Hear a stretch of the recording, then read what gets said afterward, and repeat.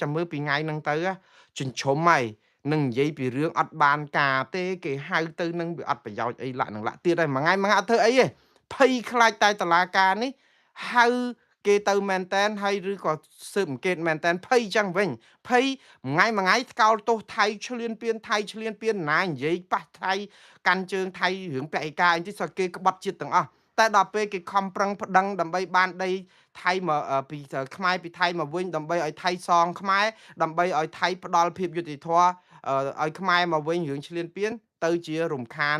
រាវឆានគេទៅវិញហើយទៅអះអាងថាខ្លួនជាក្រុមស្នេហាជាតិបងប្អូនសម្រាប់ខ្លួនឯងទៅ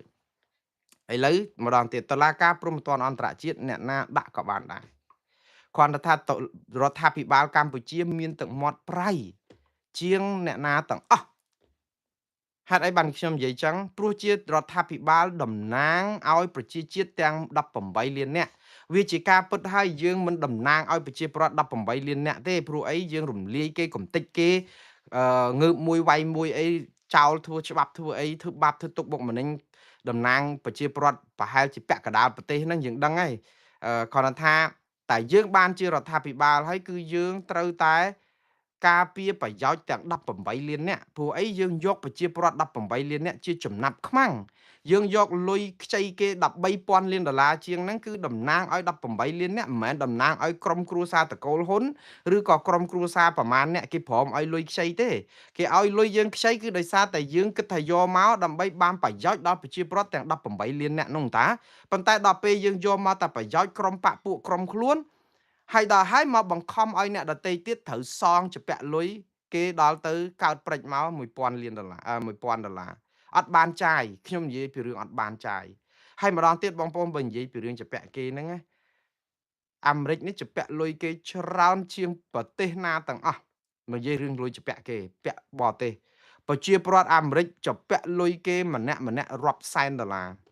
អត់មានអីប្លែកទេខ្មែរជាពាក់បន្តិចបន្តួចទេ1000ដុល្លារក៏ប៉ុន្តែកុំប្រៀបធៀបរឿងជាពាក់គេជាមួយអាមេរិកដែលអាមេរិកជាពាក់គេរុំសួតយើងប្រៀបធៀបរទេះគោជាមួយនឹងយន្តហោះ Boeing ហើយការប្រៀបធៀបបែបនេះមិនយុត្តិធម៌សម្រាប់កម្ពុជាទេដោយសារអីកម្ពុជាជំពាក់គេ1000ដុល្លារដែលក្មេងកើតមកដោយសារយើងជំពាក់បរទេស13,000លានដុល្លារគឺវាច្រើនជាងអាមេរិកដែលម្នាក់ជំពាក់គេ100,000ដុល្លារទៀតបងប្អូនហើយចាំខ្ញុំបញ្យល់ឲ្យបងប្អូនមួយចំនួនភ្លឺភ្នែកដែលថាអាមេរិកជំពាក់គេ$100,000អត់ព្រមនិយាយមកនិយាយរឿងខ្មែរជំពាក់គេ1000ដុល្លារបងប្អូននៅអាមេរិកនេះណារដ្ឋជំពាក់គេក៏ប៉ុន្តែធនធានអាមេរិកនេះគឺសម្បូរបែបណាស់អាមេរិកចង់កាយប្រេងអីយកមកលក់ដើម្បីសងបំណុលនេះគឺតាមមកប្រាវទៅគឺសងអស់ហើយតែអាមេរិកមិនសងទេគឺធ្វើអញ្ចឹងគឺនៅឲ្យសេដ្ឋកិច្ចហ្នឹងវានៅចឹងជំពាក់ខ្លះអីអញ្ចឹងប៉ុន្តែធនធានទាំងធនធានមនុស្សទាំងធនធានសេដ្ឋកិច្ចធនធានរ៉ែធម្មជាតិអាមេរិកមានគ្រប់គ្រាន់ធនធានយោធាធនធានស្អីក៏ដោយអាមេរិកនេះអស្ចារ្យណាស់ព្រោះប្រទេសទាំងឡាយនៅលើពិភពលោកគឺជឿទុកចិត្តលើរដ្ឋាភិបាលអាមេរិកប្រព័ន្ធដឹកនាំរបស់អាមេរិកប្រព័ន្ធប្រជាធិបតេយ្យរបស់អាមេរិករហូតដល់គេយកលុយមកវិនិយោគនៅអាមេរិករាប់ពាន់កោតរាប់រយពាន់លានដុល្លារច្រើនណាស់លុយសន្ធឹកណាស់ជាពាក់គេមែនប៉ុន្តែការវិនិយោគអចលនទ្រព្យវិថីហេដ្ឋារចនាសម្ព័ន្ធធនាគារហិរញ្ញវត្ថុលុយដែលបរទេសយកមកតម្កល់នៅក្នុងធនាគារអាមេរិកនេះមិនដឹងយកទៅធ្វើអីអស់ទេលុយវាច្រើនពេកដោយសារតែយើងធ្វើឲ្យគេទុកចិត្តអញ្ចឹងលុយហ្នឹងគឺថាវាចំណេញទាំងការប្រាក់យកទៅអភិវឌ្ឍនេះអភិវឌ្ឍនោះអាមេរិកមានច្រើនណាស់ហកប្រាក់ខែប្រាក់បៀវត្សមន្ត្រីរាជការគឺមិនមែន$210នៅក្នុងមួយខែទេ$210នេះគឺស្មើនឹងប្រាក់ខែប្រាក់ការប្រាក់ម៉ោងគេធ្វើការមួយថ្ងៃទេណាបងប្អូនយើងធ្វើមួយខែស្មើគេធ្វើតែមួយថ្ងៃទេនៅសហរដ្ឋអាមេរិកហើយយើងខ្ញុំនិយាយទៀតយើងធ្វើរោងចក្រមួយខែបាន$210នៅនេះគេធ្វើការមួយថ្ងៃបាន$250បើយើងនិយាយទៅថាលើខ្វះគ្នាប៉ុន្មានបើ210និង2000$250មួយខែមួយថ្ងៃលើខ្វះគ្នា4-10ដងហ្នឹងថាឥឡូវថាលើខ្វះគ្នា100ដងចុះ 100 ដងបើសិនជាយើងជពាក់គេ$1000គុណនឹង100ដងប្រហែល100,000ចឹងបានន័យថាប្រហែល$1,000,000អញ្ចឹងបានន័យនៅអាមេរិកជពាក់គេ$100,000បើយើងបូកគិតគ្នាទៅគឺអាមេរិកនៅតែច្រើនជាងខ្មែរឬក៏យ៉ាងម៉េចយើងនិយាយចេះយើងនិយាយឲ្យស្រួលស្ដាប់គ្មានប្រជាពលរដ្ឋអាមេរិកណាមិនជពាក់លុយគេទេហើយក៏គ្មានប្រជាពលរដ្ឋអាមេរិកណារួចផុតពីការជំពាក់បំណុលបរទេសដែលរដ្ឋខ្ចីគេរាប់$1,000,000,000នោះដែរអត់មានអីជាអត់កំបាំងទេបងប្អូនក៏ប៉ុន្តែយើងមើលអំពីសេវាដែលផ្ដល់ឲ្យប្រជាពលរដ្ឋវិញដែលរដ្ឋជពាក់គេប៉ុន្តែប្រជាពលរដ្ឋបានអីគេខ្លះសេវាសុខាភិបាលតើប្រជាពលរដ្ឋអាមេរិកប្រមាណអ្នកដែលត្រូវបង់លុយសេវាសុខាភិបាលកុំនិយាយអ្នកមានលុយត្រូវបង់ជាការពិតឲ្យបង់ធានារ៉ាប់រងអ្នកដែលវ័យចាស់ជរាចាប់ពីអាយុ65ទៅគឺបានទទួលសេវាសុខាភិបាលដោយឥតគិតថ្លៃហើយសូម្បីតែនៅសប្តាហ៍ហ្នឹងក៏មានសេវាសុខាភិបាលច្រើនណាស់ដែលផ្ដល់ជូនបងប្អូនដែលបានប្រាក់ចំណូលក្រោម$2,500នៅក្នុងមួយខែដែលគេហៅថាក្រណែស្រុកអាមេរិកនេះរកបានក្រោម$2,500ក្នុងមួយខែគេហៅអ្នកក្រណាស់បងប្អូននៅស្រុកខ្មែរយើងគឺរកបាន$3នៅក្នុងមួយថ្ងៃគឺមួយខែរកបាន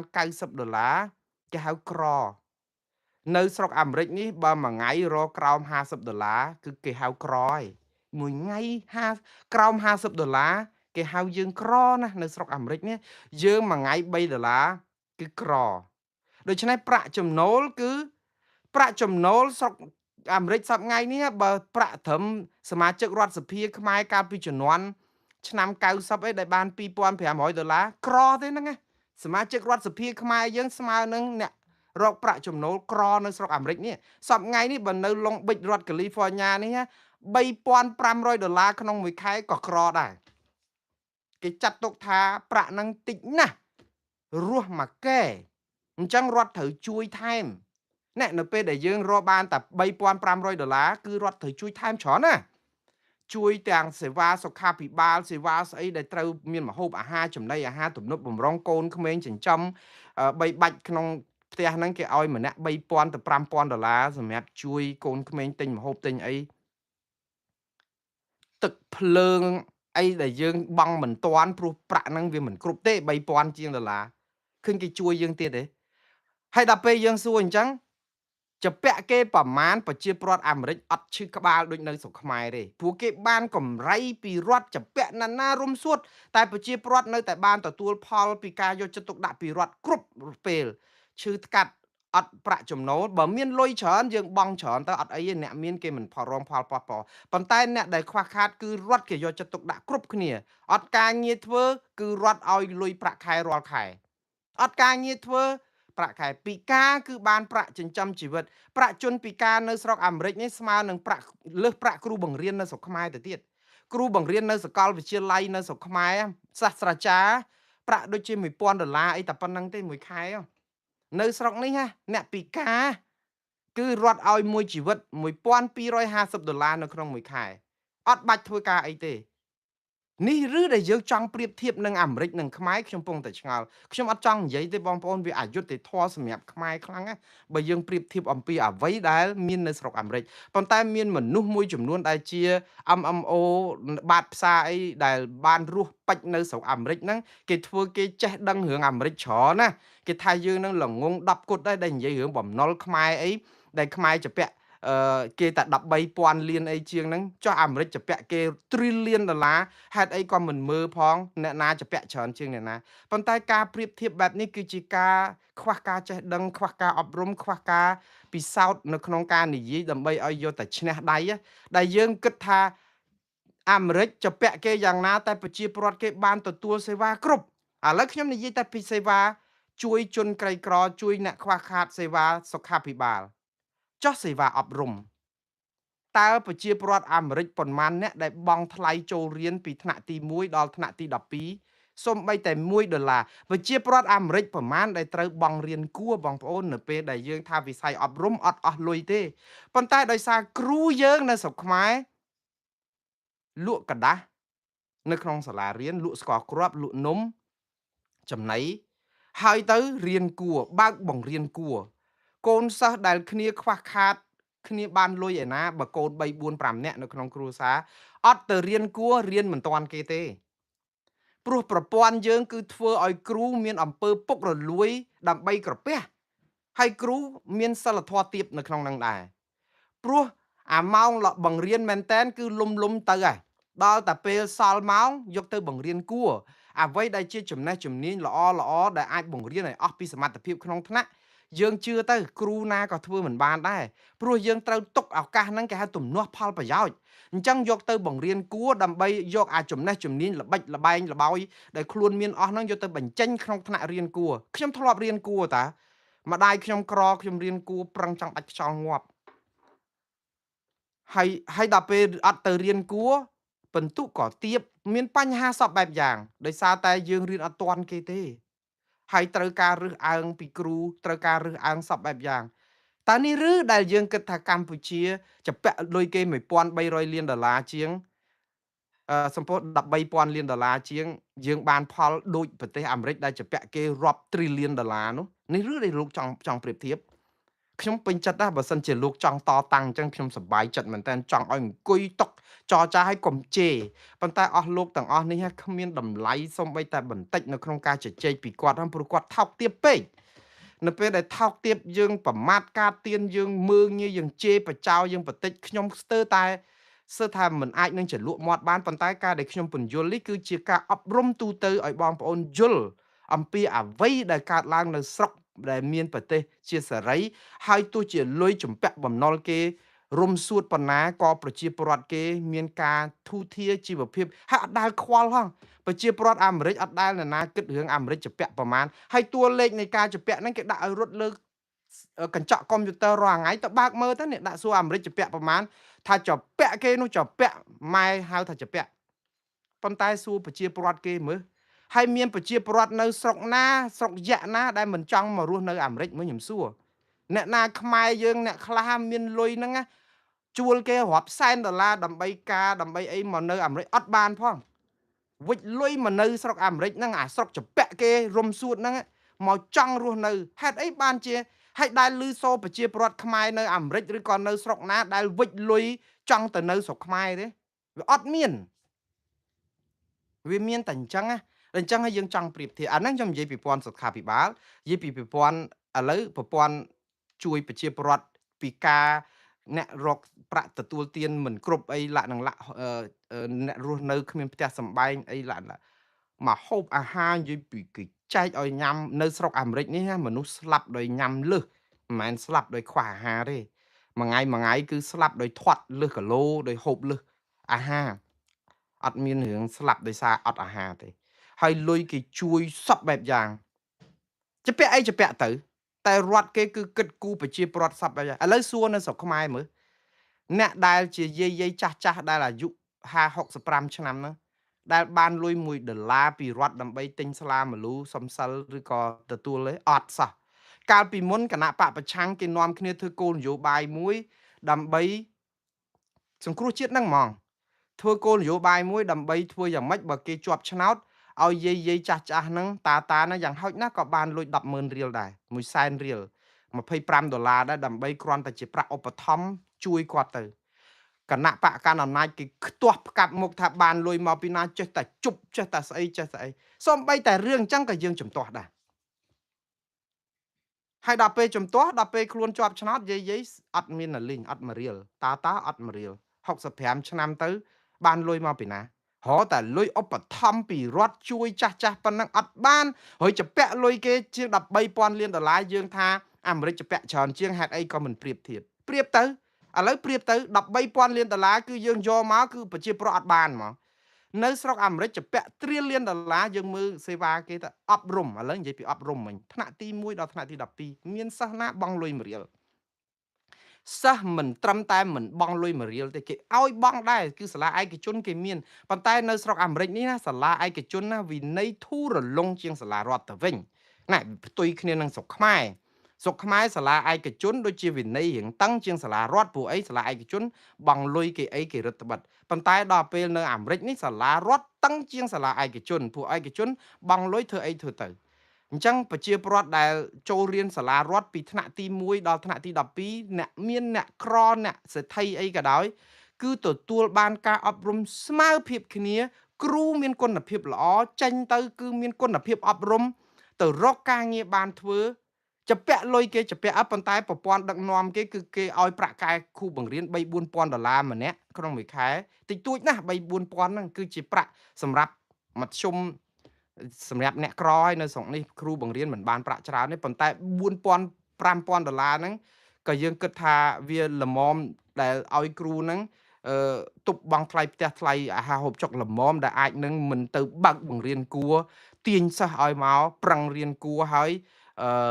អ្នកដែលអត់មានបានរៀនគួរហ្នឹងគឺនឹងបាត់បង់ឱកាសក្នុងការក្រេបជញ្ជក់យកចំណេះដឹងឲ្យស្មើភាពគ្នាក្នុងថ្នាក់រៀនបងប្អូនសាកសម័យទៅមើលក្នុងថ្នាក់រៀនខ្មែរយើងប្រមាណភាគរយដែលបានរៀនគួរមានលុយរៀនគួរហើយប្រមាណភាគរយខ្ញុំថា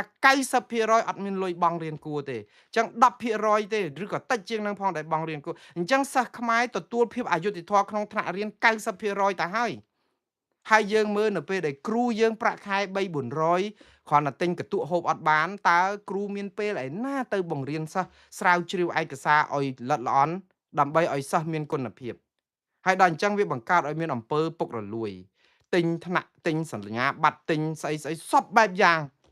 នេះឬដែលយើងគិតថាខ្មែរជាពាក់គេ13,000 លានតែយើងគិតថាមកប្រៀបធៀបអាមេរិក3 លានហ្នឹងគឺអត់យុត្តិធម៌ខ្ញុំអត់ចង់ប្រៀបធៀបទេចាំមកខ្ញុំអត់និយាយយកអាមេរិកមកប្រៀបធៀបទេព្រោះវាមិនដឹងប្រៀបកន្លែងណាវិស័យអប់រំវិស័យសិក្សាធិការប៉ុណ្ណឹងវិស័យហេដ្ឋារចនាសម្ព័ន្ធសុវត្ថិភាពប៉ូលីសចរាចរណ៍ដឹកជញ្ជូនស្អីទាំងអស់គឺសុទ្ធតែផ្ដល់ភាពសុវត្ថិភាពទឹកអាហារចំណីចំណុកហូបចុកគិតគូរពីប្រជាពលរដ្ឋពីសុខទុក្ខសពបែបយ៉ាងគឺរដ្ឋផ្ដល់ឲ្យប្រជាពលរដ្ឋគ្រប់បែបយ៉ាងព្រោះរដ្ឋជាខ្ញុំបម្រើរបស់រាជសេរីភាពនៅក្នុងការបញ្ចេញមតិសេរីភាពនៅក្នុងការបង្កើតសមាគមសេរីភាពនៅក្នុងការធ្វើអីហ៊ាននិយាយតតាំងក្នុងរឿងស្អីក៏ដោយគ្មានអ្នកណាមកបង្ក្រាបមកដកហូតសិទ្ធិនេះបាននេះហើយដែលអាមេរិកជាពាក់គេ3 លាននោះហើយចាខ្មែរយើងវិញចាពាក់គេរុំសួតអាស្អីក៏តែមិនបានអាឈឺថ្កាត់បន្តិចបន្តួចលក់ស្រែលក់ដីអស់សុកចិត្តអ្នកខ្លះពោះធំប៉ោង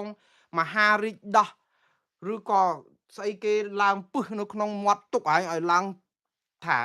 វេទនាភ្នែកណាស់លោកវេទនាណាស់អស់លោកមើលទៅហ្នឹងហើយដែលយើងចាពាក់គេតិចជាងអាមេរិកហើយដែលបានផលមើលទៅមើលប្រជាពលរដ្ឋខ្មែរទៅជំងឺមួយចំនួនទុកឲ្យដេកស្ទឹករហូតតពោះប៉ោងចង់ផ្ទុះឬក៏ក្បាលធំចង់ផ្ទុះឬក៏ដោះលលួយអស់នឹងឬដែលយើងគិតថាផលដែលបានមកពីការចាពាក់គេតិចជាងនៅអាមេរិកដែលជួយស្រុកខ្មែរនឹងឬដែលអស់លោកចង់ប្រៀបធៀបផ្ទះខ្លះទៅមើលពីការផងកូនថាគ្មានអ្នកណាជួយរខិរខាវេទនាណាស់ហើយនៅអាមេរិកខ្វះទេអ្នកដែលនៅគេហៅថាអីជនអនាថាដើរមើលទៅឡុងប៊ិចនេះក៏មានដែរក៏ប៉ុន្តែទៅសម្ភាសគាត់ខ្ញុំចុះទៅផ្ទាល់ហើយកាលហ្នឹងខ្ញុំស្ម័គ្រចិត្តចុះទៅសម្ភាសអ្នកដែលនៅជាជនអនាថាអត់ផ្ទះសម្បែងនៅគ្រប់តង់រស់នៅក្នុងបាវក្នុងស្អីដើរដេកតាមចិញ្ចើមផ្សារសញ្ញាផ្សារតាមផ្លូវ70%គឺជាការសម្រេចជ្រើសរើសនៅតាមផ្លូវគេឲ្យកន្លែងរស់នៅគេឲ្យអីក៏គាត់អត់ព្រមដែរគាត់ថាសប្បាយចិត្តនឹងរស់នៅបែបនេះព្រោះអីអត់ត្រូវរងបន្ទុកអីច្រើនពេកជាសិទ្ធិសម្រេចរបស់បុគ្គលទៅវិញណាខ្មែរយើងអត់មានសម្រេចទេតែទៅសុំទានគេគឺដាច់ពោះឲ្យបានទៅសុំទានគឺអញ្ចឹងហ្មងកាលពីមុនយើងធ្លាប់ឮដែរថានៅភូមិណានោះវាតាមពិតបើតាមខ្ញុំដឹងថាវាគ្រាន់តែជាសង្គ្រាមចិត្តសាស្ត្រមួយដើម្បីជួយការពារអ្នកដែលដើរសុំទានគេທາງទម្លាប់ភូមិហ្នឹងណាបើសិនជាមិនទៅសុំទានគេទេគឺបកាច់ឬក៏បក្រាវកាច់ឬក៏អារៈជន់ឬក៏ខុសគ្រូខុសទំនឹបអីលាក់នឹងលាក់ទាល់តែបានដើរចេញសុំទានគេទៅបានរស់នៅមានសេចក្តីសុខ